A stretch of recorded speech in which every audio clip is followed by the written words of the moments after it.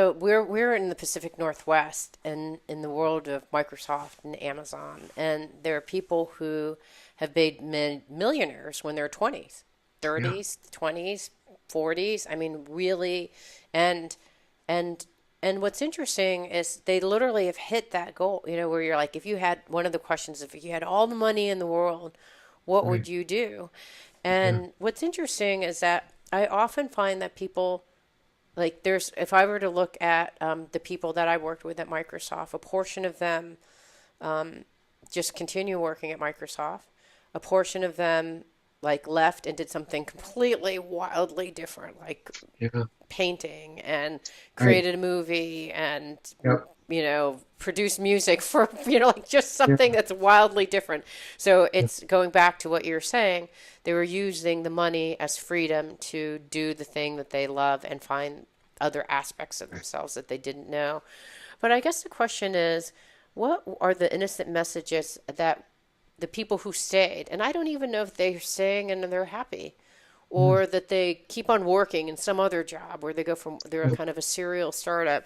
And I've always been curious because I didn't go down that path. And I'm always curious, like, what do you think are, and you've probably seen people like this, what are the messages that they receive when they're younger? You talk about the first stage of innocence, innocence and pain.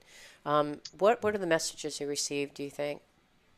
Well, yeah. So the innocence and pain in childhood are the two ways that we get kind of trapped. And innocence has to do with our conceptual, how we conceive of things. So it's all brain stuff. Hmm. And pain has to do with feelings that get in the way in some way. So they, I mean, who's to say whether they're right or the person out in the woods is right? Don't know. Uh, and both of them, and either one of them could be acting on an innocent message. So the one in the woods could be so much of a hermit that he or she is rather angry and frustrated and doesn't like people and is constantly wrestling with the you know the sounds that are coming from civilization. And you just don't know. There are ways that we trap ourselves in our neuroses. So those messages about money, they can be wanting to hoard it all, or it can be I Hmm. want to spend it all, or I mean it can Mm, be opposite. right. And but not grounded in you're wanting to be the best person you can be and making money serve you. So Mm, that's the real thing. And so we get messages when we're kids. mm, My mother gave me a message of doing budgets. I think that was a useful message. I've used it periodically, but my dad had his message was the work ethic, and I wish that he'd given it to me in a way that was well connected, that was humane. mm, But he pushed it like you've got to do this, you've got to do work, mhm, and I rejected it because it mm. didn't feel right to me. So messages we take and we either grab them and say this is what I want, or no, we reject them. Right. And Either way, we either go one direction or the other. Those messages still have a profound effect on us. exactly, they're still there. We're still holding on to them one way Right. or another. Yes. And so the trick is to and it's a meditation trick. What do you do in meditation? What's the number one thing you do? Well, when a thought comes up, you let it go and you come Mm, back to your object of meditation. So all of those messages about money, they're just thoughts. And the more that we've let them go, the more we can be at ease mm, without getting hooked one direction or another around mhm. those thoughts. So that's really the dilemma. How do we let go of our attachment? Right. Well, I thought I wanted to go into a little bit of depth into what I read in the book because I thought was interesting. So you have people who are you are mentioned it already, overspending and hoarding. They don't relate. They're constantly buying stuff and not realizing. So I think in the book you talk about a couple that had like a $10,000 debt, and they kept on spending and spending and spending because in some ways I don't know what message they received in their childhood, but that was one of the outcomes that they had. And then there's this idea of choosing between money and integrity. So there's this one gentleman who was working hours and hours and subsequently got divorced, right? Where he was working because he had to be the provider, even to the point that it ruined his marriage with his wife or relationship and estranged him from his children because he wasn't around.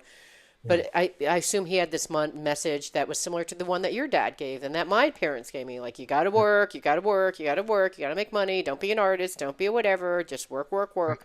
That kind of thing. So, and then there's disempowerment about money, where you're in the book, you talk about a woman who was always, and I think it's really hard because as a woman, we get messages like, you're not good in math, you don't know about finances, let me do the taxes, you don't know what you're doing, my husband manages a checking account. So then you become disempowered.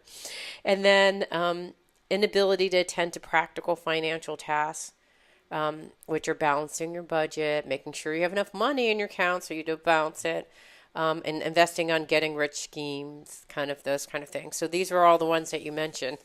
Right. So, so are these kind of the main things that you saw when you were at that stage in your career doing financial planning? Are these kind of like the archetypes of, I Yeah. guess, of messages?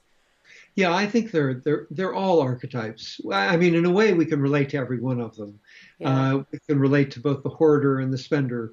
We want to be the spender, but then we feel guilty, and then we hoard, and so it's very complex and it gets very murky. So if you know that you're being driven, or if you have any inkling that you're being driven by some money game happening inside of you, and it is harming your relationship or it's robbing you, if you're not able to be who you really want to be now, then it's worth really thinking about these things Mm-hmm. and looking at how can I make that happen?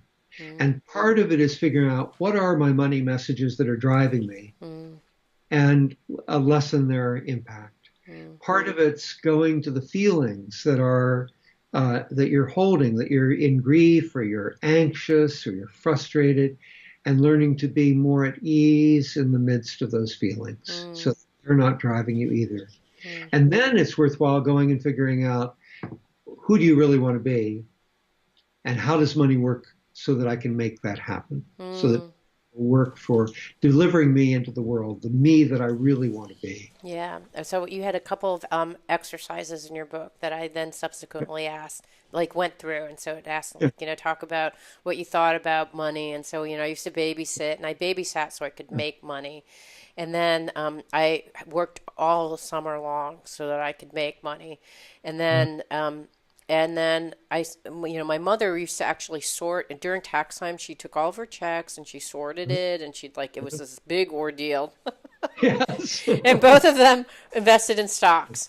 I don't ever think I ever saw them budgeting anything. Like, I know that they had a budget, but I never saw like a budget that they would write up.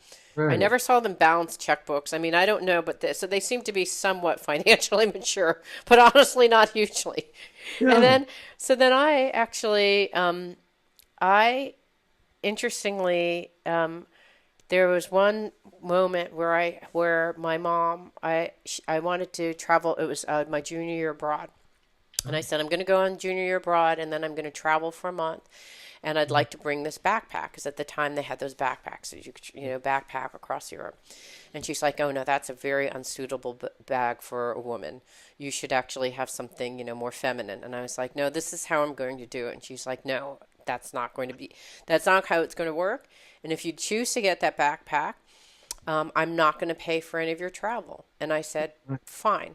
I'm choosing to get that backpack, and I have money in my bank account, and I will pay for all the travel. Oh, good for you, CJ. Yeah, and I still remember that day because I think at that moment I was like, Yeah. all right, you don't know me anymore.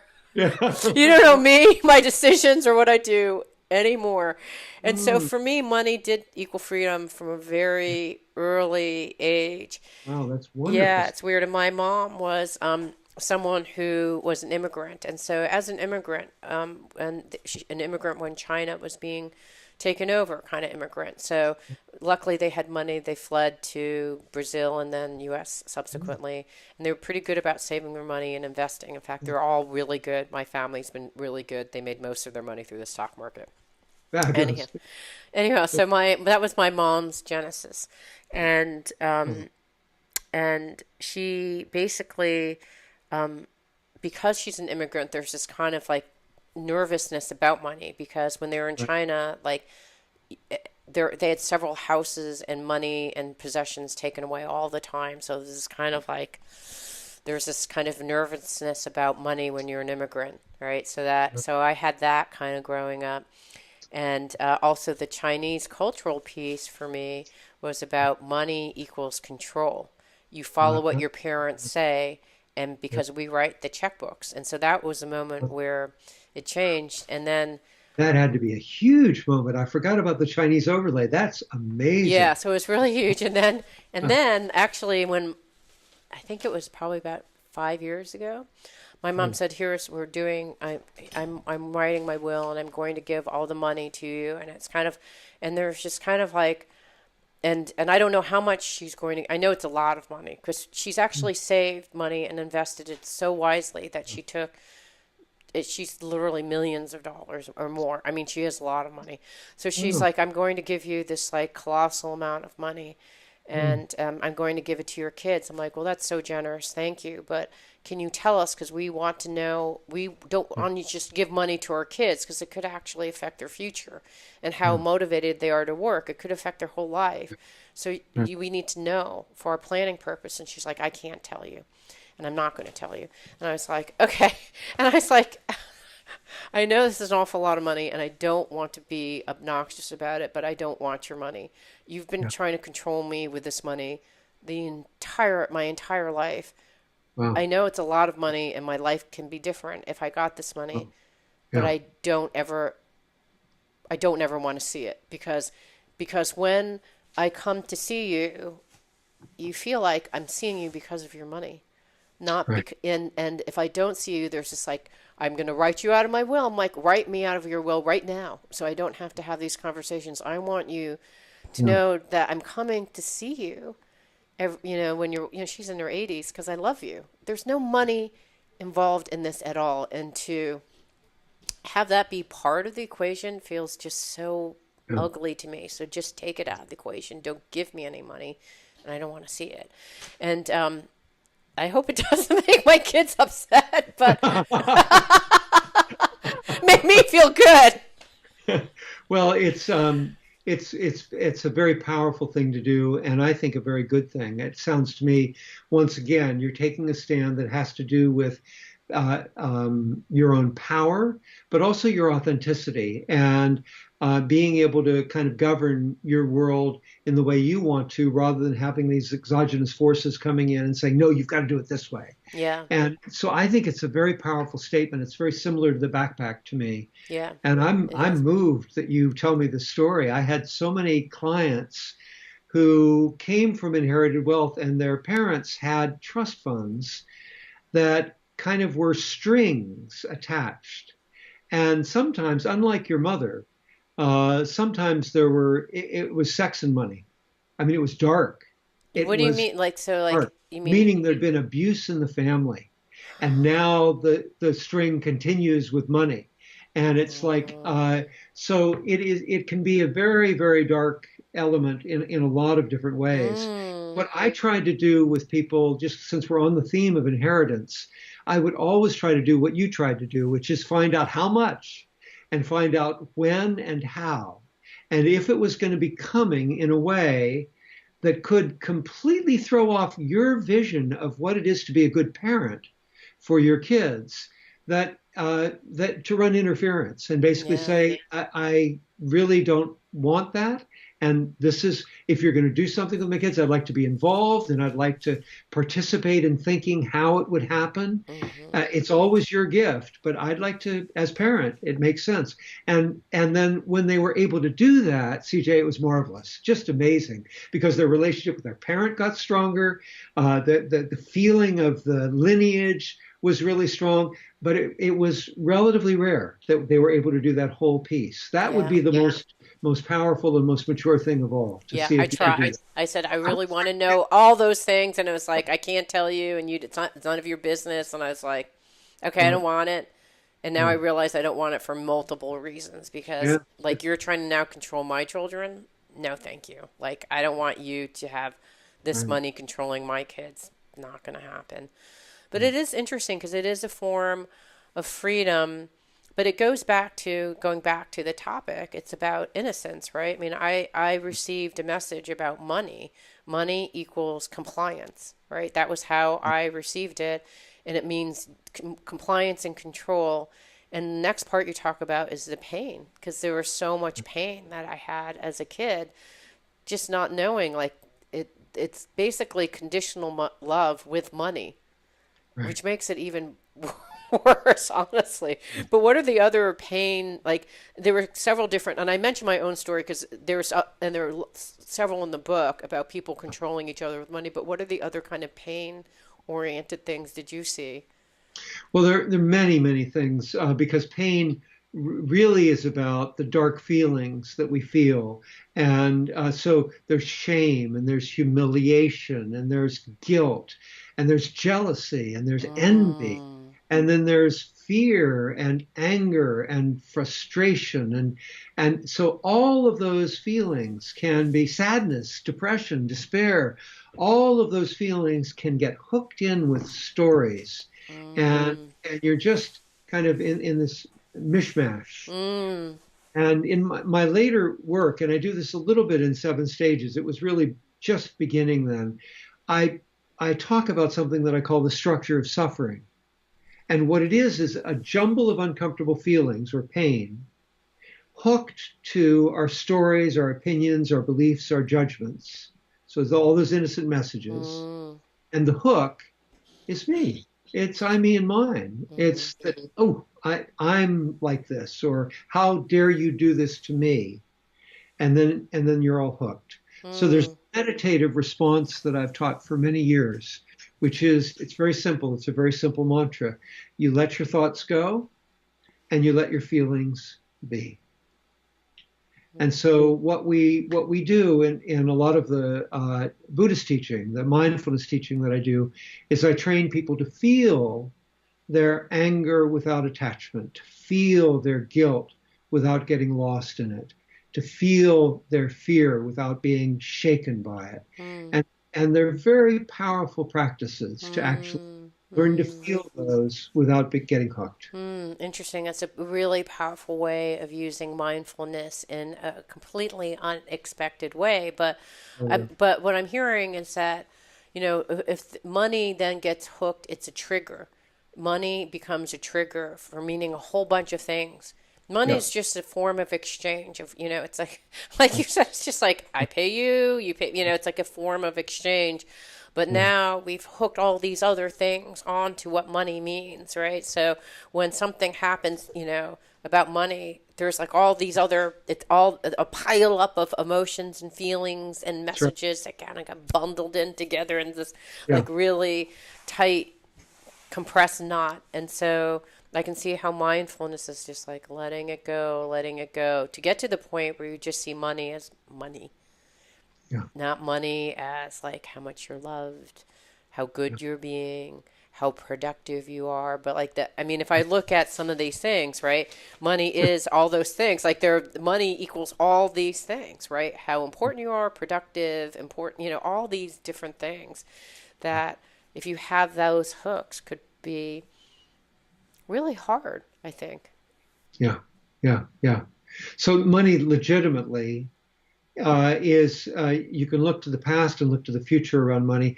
The money that you have is money that has potential uses in the future. So it can deliver freedom to you. Money, looking back in the past, how did you get that money? Yeah, did you inherit it? Did you earn it? Did you save for it? Did you luck out and win the lottery? And so there's a story there.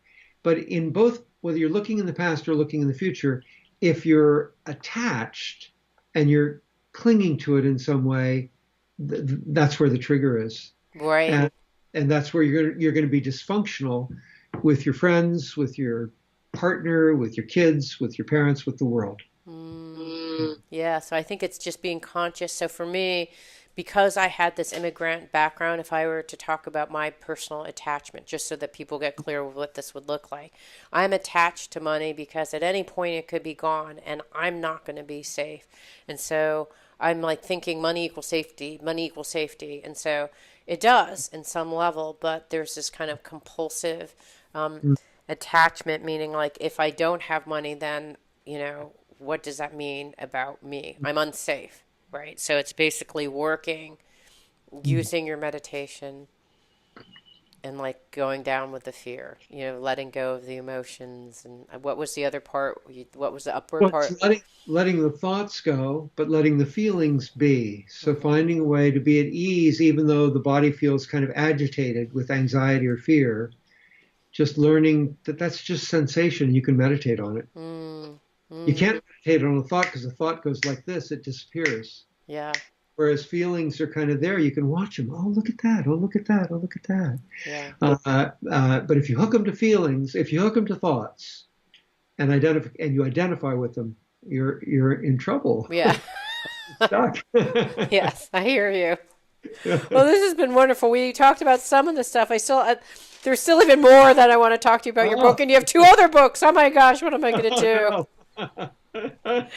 We've been talking to George Kinder about his book, 7 Stages of Money Maturity, Understanding the Spirit and Value of Money in Your Life. And tell me a little bit about how people can connect with you if they want to do future work with you or attend some of your seminars or work with one of the 3,000 accountants that are trained in this method. So it's a financial planning network, and you can find a lot of it out just by going to kinderinstitute.com. So that's probably the first and main thing. You can do life planning on yourself using we've got a free consumer website Oh, great. called that. Yeah, that's useful. And you play all the life planning games and learn about yourself and then deliver your life plan. And it's called lifeplanningforyou.com. Lifeplanningforyou, FORU.com, YOU.com. And then the third one is the one that I'm working on right now, which is working to create a golden civilization right now on the earth. End war, heal the planet, create democracy everywhere, make everybody free. And that's called agoldencivilization.com. And it also is a movement that's now on five. It's on. I think it's on 5 continents right now. So we're Wow. moving on that one too. That's So so exciting. I am definitely going to have you back to talk about the golden that'd be civilization. wonderful. It sounds fascinating. So you have you're a busy guy. Yeah. You've got the Kinder Institute. You've got life planning. So the life planning for you, you have so many wonderful exercises in your book. We have in your book. Is that are those online Yeah. versions of those? Yes, almost all of those, and then a few others are online. Oh, excellent. Okay, that's fantastic. I highly recommend. I actually did one of those exercises and was shocked because I hadn't thought. I mean, you have this one of the exercises I just will show people briefly is looking at. So I'm a life coach, right? So I Oh think yeah, about like the various segments of your life and think yeah. about what your goals are. But I've never thought to do it 1 week, 1 month, 6 months, 1 year, 3 years, 5 years, 10 years, 20 years. Life. I was like, okay, this is when you got a finance guy Yeah, with a right. spreadsheet. Yeah, This is what that's it. happens. But you That's know it. what? It was very interesting to think about because in coaching is very a temporal thing. It's like, what do you want right now? And you look at it, what do you want right now? And the now is whenever the now is. And so it's different. You don't look 20 years out. And so I love that. Right. I was just thinking like, oh my gosh, like I need to do this exercise. I'm very curious what this exercise. And here's another one that I love for people, just as a plug for life planning for you. There's got to have things that you got to have, got to do, Mhm. and got to be things that you should have, should do, should be, and like to. And I thought that's great too. These are just great coaching tools. I'm going to have to steal them, or I can just direct people to go to your Yeah. website. You're So this is just beautiful work. Thank you again for being here. wonderful. Wonderful. Thank you so much, CJ. It means so much to me that you're listening to the show and would love your support in any way by giving me comments below or to subscribe to the show or share the show with friends. Thank you again for your support. Love and blessings.